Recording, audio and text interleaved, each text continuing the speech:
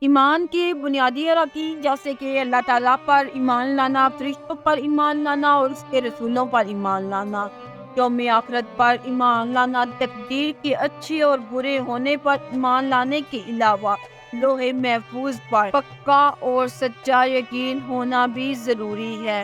لوح محفوظ عربی زبان کا لفظ ہے۔ لوح عربی زبان میں تختی کو کہتے ہیں۔ اسے لوح محفوظ اور ام الکتاب بھی کہتے ہیں۔ شیاطین کی پہنچ سے دور اور کمی پیشی سے پاک ہونے کی وجہ سے اسے لوح محفوظ کہا گیا ہے۔ اللہ تعالیٰ نے دو جہاں بنانے سے 50,000 سال پہلے لوح محفوظ کو بنایا۔ اللہ تعالیٰ نے جب قلم اور لوح محفوظ کو قلم نے اللہ تعالیٰ سے عرض کیا، یا اللہ کیا میں لکھوں؟ اللہ تعالیٰ نے ارشاد فرمایا، اس کائنات کے شروع ہونے سے اور ختم ہونے تک کے معاملات لکھو۔ قلم نے اللہ کے حکم کی پیروی کرتے ہوئے سب کچھ لوح محفوظ پر لکھ دیا۔ لوح محفوظ پر ہر چیز درج ہے، جو کچھ ہو چکا ہے، جو کچھ اس زمین و آسمان میں ہونے والا ہے، اس کے بارے میں سب کچھ لوح محفوظ پر لکھ دیا گیا ہے۔ لوح محفوظ انسانوں اور شیاطین کی پہنچ سے دور ہے۔ کوئی بھی جن اور انسان لوح محفوظ تک نہیں جا سکتا۔ صحیح بخاری میں بیان کیا گیا ہے کہ اللہ تعالیٰ کے آخری نبی صلی اللہ علیہ وآلہ وسلم نے فرمایا، اللہ تعالیٰ نے لوح محفوظ پر ہر چیز درج کرنے کے بعد زمین آسمان کو پیدا فرمایا۔ لوح محفوظ کا ذکر اللہ تعالیٰ نے قرآن پاک میں کئی جگہ پر کیا ہے۔ اللہ تعالیٰ سورۃ البروج میں ارشاد فرماتے ہیں، بلکہ یہ قرآن ہے جو لوح محفوظ پر لکھا گیا ہے۔ قرآن پاک میں اس صورت میں یہ بھی ذکر کیا گیا ہے، قرآن پاک بھی لوح محفوظ پر لکھا گیا تھا۔ جس قرآن پاک کی آج ہم تلاوت کرتے ہیں، یہ وہی قرآن پاک ہے جس کو لوح محفوظ پر لکھا گیا تھا۔ 50,000 سال پہلے لکھ دیا گیا تھا اس قرآن پاک۔ اور ایک جگہ اللہ تعالیٰ ارشاد فرماتے ہیں، ہم نے ہر چیز کو زمین آسمان بنانے سے پہلے لوح محفوظ پر لکھ دیا۔ لوح محفوظ عرش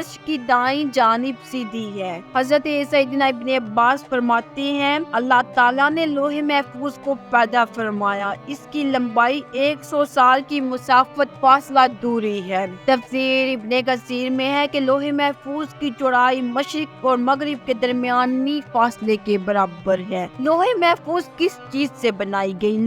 حضور صلی اللہ علیہ وآلہ وسلم نے فرمایا، لوح محفوظ سفید موتیوں سے بنی ہوئی ہے، اس کے صفحات سرخ یاقوت کے ہیں، اس کا قلم نور اور کائی بھی نور ہے۔ اللہ تعالیٰ ہر روز لوح محفوظ کی طرف 360 بار دیکھتے ہیں۔ دنیا کا نظام چلانے والی اللہ کی ذات ہے۔ اللہ تعالیٰ جو چاہتا ہے کرتا ہے، کسی کو عزت دے تو کسی کو ذلت، کسی کو پیدا کرتا ہے تو کسی کو اس دنیا سے اٹھا لیتا ہے۔ اللہ تعالیٰ ہر چیز پر قادر ہے۔ لوح محفوظ کی لمبائی زمین سے آسمان کے فاصلے کے برابر ہے، اس کی چوڑائی مشرق اور مغرب کے برابر ہے۔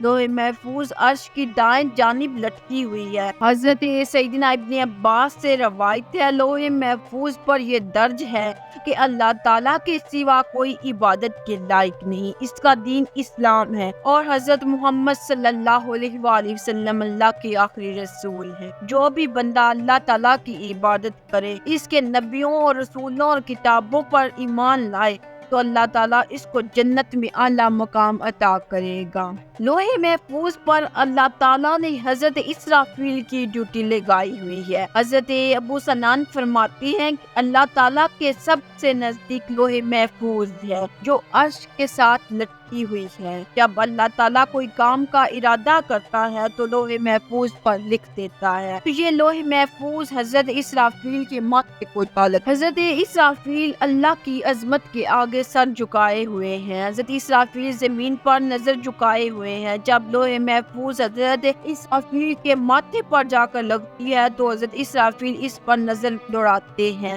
اگر لوح محفوظ پر اللہ تعالیٰ کا حکم آسمان والوں کا ہوتا ہے تو اللہ تعالیٰ کا وہ حکم حضرت میکائیل کے سپرد کر دیا جاتا ہے۔ اگر وہ حکم زمین والوں کا ہوتا ہے تو حضرت اسرافیل اس حکم کو حضرت جبرائیل کے سپرد کر دیتے ہیں۔ قیامت کے دن سب سے پہلے جس چیز کا حساب لیا جائے گا وہ لوح محفوظ ہوگا۔ اللہ تعالیٰ قیامت کے دن سب سے پہلے لوح محفوظ کو حساب و کتاب کے لیے بلائیں گے تو اس کا ہر حصہ کانپ رہا ہوگا۔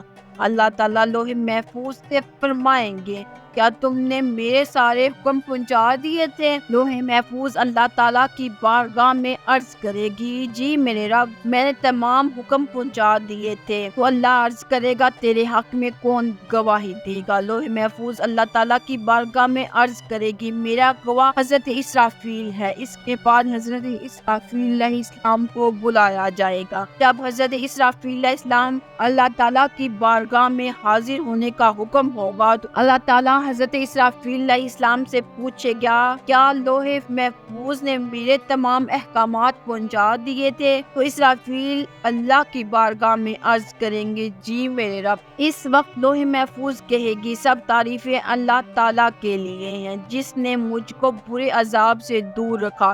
اس کے بعد حساب و کتاب کا سلسلہ جاری ہو جائے گا۔ بہت سے لوگوں کا یہ سوال ہوتا ہے کہ کیا لوح محفوظ پر لکھا ہوا دعاؤں سے تبدیل ہو سکتا ہے؟